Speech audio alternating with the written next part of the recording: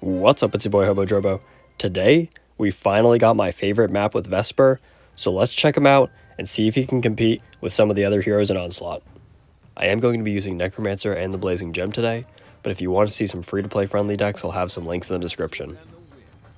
Now, I have played Onslaught on this map a lot, so I pretty much go in with the same mentality and the same setup every single time, just swapping a few key towers in my win condition when I need to. So for example, here I'm going to be using the Necromancer, but if I was using the Blazing Gem, I would just replace it in the same spot.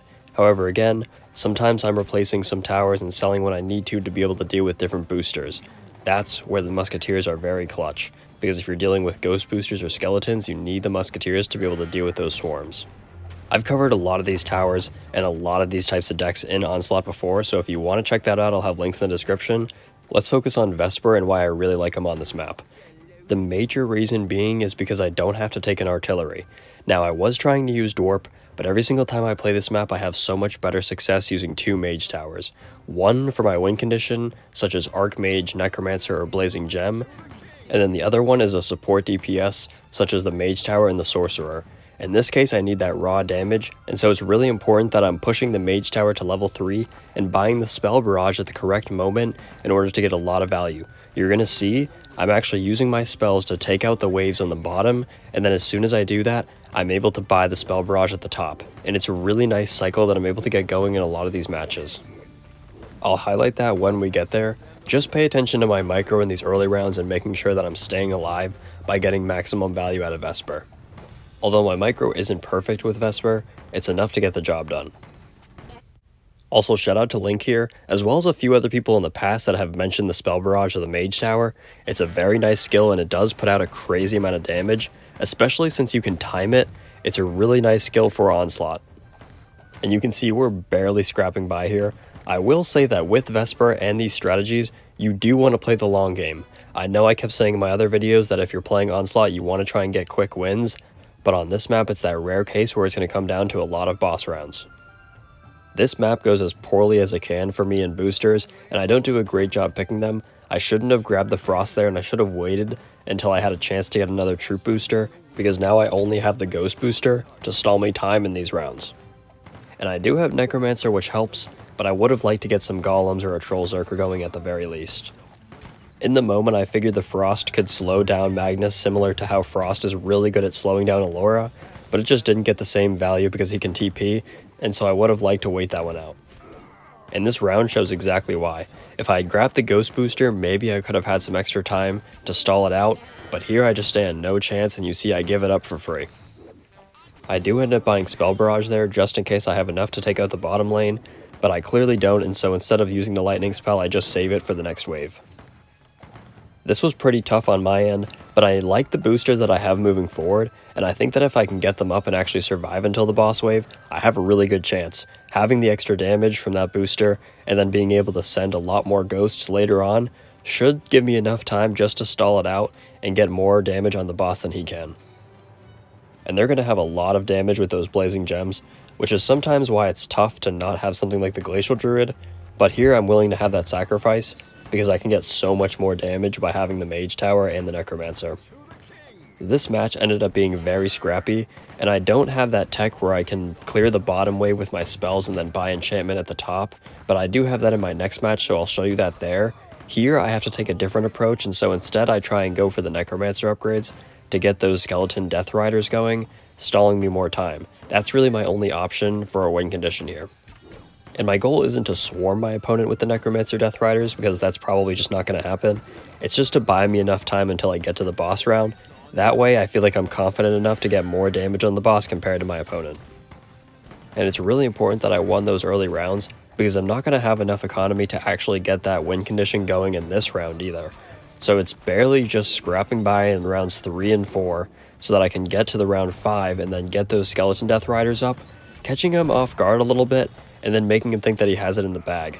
It's not going to be good that I went down 1-3 here, and I definitely think that I should have aimed for at least one more Troop booster, but hey, I'm able to survive, and I'm usually used to being down this much when I'm using off-meta heroes and decks, so it's not that surprising, and I do think that Vesper can keep up, and on this map he's really good at taking care of those Ice Mephits, although they do explode over the heads of the archery scouts that I have on the right side, and that can be a little bit annoying, so I may have to try for a different setup in the future. However, it doesn't seem to be that big of a problem. And so while I was down 1-3 here, I was optimistic because I did have a lot of economy coming in that I'd be able to put into disruption skills, like I was saying with the Necromancer Death Rider.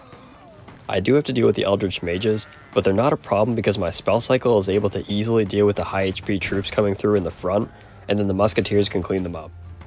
So as we're approaching this boss run, I wanted to talk about Clash Royale really quickly because level 16 dropped today. And I will say that I do think heroes are actually pretty cool and they're probably good for the game moving forward. However, I do think that if they're too broken, just like some Evos can be, then it's just going to be really annoying for players to feel like they have to consistently keep up. That's just a matter of time, but I think if they're balanced, like for example the Hero Giant, I think that's going to be really cool. Also, taking away elite wildcards was the best thing they ever did to the game, but it doesn't really matter that much because adding elite wildcards was the worst thing they ever did to the game. And I do think it's nice that you can actually upgrade cards with gems now, because at least you don't have to spend the gold on it compared to when you're using the elite wildcards. But the entire idea behind upgrading cards in a game like this is just for money, and it's stupid in the first place. Check out that clutch I just had there near my exit, barely giving me enough time to be able to take out the rest of the troops, making it so that I get into the boss round. I was not expecting to clutch up that much right there, but apparently Vesper's got some fight in him. Now, we're going to grab that 15% damage and go all out on this boss, and this is where swapping towers becomes very key. I'm going to sell the Necromancer and buy the Mage Tower for extra damage. Sending those Death Riders was only there so that I could buy time to make it to this round. That's why I kept saying it over and over again. And so now when you make it here, your primary goal should be ad clearing everything that's in front of the JT boss so that everything goes onto the boss by the time he approaches those main towers. This is where it's really important to make sure that you have a solid defense on your top lane to make sure that you don't have to consistently move Vesper back and forth. You need Vesper getting damage on the boss as much as possible, especially once he makes his way right around that arc, and by then you should be able to have enough cleared to make it easy. In this case, I have a Necromancer there because I still want a little bit of pressure, but that's also not getting maximum damage out, so I do have to move Vesper up there every once in a while. And I also have to clear those golems, but since I'm feeling good on time compared to my opponent, I'm not too worried. JT hits the Blizzard on his Blazing Gem, untargeting it, which is really clutch, and that's why having Stun or Lightning is really important for Blazing Gem players. And Catfire does have Lightning here, but it's not enough to stop him every single time. And so now, JT is coming around the side, I've got my primary defense up and I'm about to sell that Mage Tower on the right, so that it distracts the other troops going around, clearing the path for all my other towers to be able to focus on the JT right now. Look at Vesper, man, so inspirational. That stun going from 3 to 5 seconds and only being on a 12-second cooldown is absolutely ridiculous. Vesper is so back. In this next match, you're going to see how effective the burst damage can be when you're using your spell cycle, as well as buying Spell Barrage. So right here, you're going to see, use Polymorph, then use Lightning, bang, bang. Then I'm going to buy Spell Barrage, which will help clean up the rest of those high HP troops. It's pretty crazy how much damage this puts out, and it's really nice to get those consistent cycles going in these later Onslaught rounds. Here I'm using the Blazing Gem, which also gives that 5% passive stat buff for 5% extra damage to magic towers, which is huge for the Mage Tower, and by the time I get to most boss rounds on this map, I end up just selling the Blazing Gem and buying the Mage Tower instead. That way most of my damage is coming from the Mage Tower instead of the Blazing Gem, because it's so easy for JT to reset that beam, and I'm not using Battle Mecha. So again here in round 5, Polymorph, Lightning, get a lot of damage on that bottom wave, and now instead of buying the enchantment in that middle tower, we're going to buy it at the top, getting more damage for that top lane. I do think Necromancer has a better win condition than the Blazing Gem here, just because you have to deal with the JT boss freezing the tower, as well as anybody using Glacial Druids. And after this match, I'm going to show a few of my losses to show you what I would have done differently to maybe change the outcome of those matches and come out with wins. It's actually very simple, and it's just changing the types of disruption that I'm choosing based on the heroes that I'm going against. And you can see here, I am able to win before the boss round. It's just very unlikely, and even here I had to wait until round 5, when in other maps when I'm using Magnus and Necromancer, I'm able to get a lot of wins in round 3.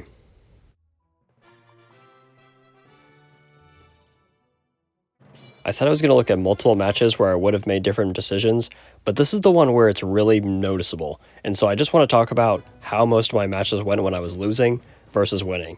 When I was losing, it was because I couldn't keep up against Necromancer players and I was playing something like Dwarf, but once I played Necromancer, I was able to keep up. And even then, if I was losing in those rounds, it was coming down to very small micro mistakes, and I should have been able to get that down better and win a lot more of these matches. That's just a skill issue, and I think that in the better hands, this could be more successful. When I was winning, it really came down to small micros, as well as making sure that I was disrupting my opponent in the later rounds when I should have been. For example, here, I didn't get sniper shots, and I didn't put any pressure on that Barasad. I would have liked to get more Musketeers up and sniped that Barasad down right away, because he gets so much damage on the JT boss, and it's enough damage to be able to get them this win over me, when if Barasad wasn't there, I think this would have been an easy win. It's small things like this where I'm like, wow, if there are really good players going up against each other, and they know all of the different things that they can do to disrupt different types of opponents, tournaments and high-level competition could look really interesting, regardless of how much RNG is involved. And I really hope that we eventually get there one day with the addition of kingdoms and new game modes. So let me know what you guys think. Tomorrow we're going to be looking at Magnus and custom matches finally, but I wanted to get this video up because this map is just so much fun with Vesper, and I couldn't pass up this opportunity. I knew at the very least in these next 2 weeks, I had to get this Onslaught video up with Vesper. So let me know what you guys are doing on this map. Are you using artilleries, or are you taking advantage of being able to use 2 mage towers? Until the next video, good luck in your next battles, and I'll catch you in the next one. Peace out.